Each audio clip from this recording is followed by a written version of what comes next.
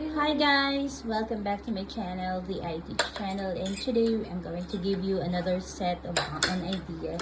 So today guys, we have a new lunch box. Yeah, this is a bento box actually, but then we do not have what's this? We do not have soup. So nilagyan ko na lang siya ng fruits. Okay, so for their snack later, they have the mac and cheese. Cheesy, very cheesy mac and cheese. And then they have their lumpia Shanghai. For their lunch, rice and fried chicken. And for the other, she has pork chop na parang nasunog. Nagmamadali kasi si mami kanina.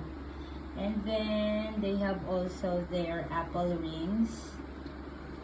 And for their glow foods, they have their oranges for Schweitzel and grapes for Schwery. And there you have it guys. Yan naman para sa akin.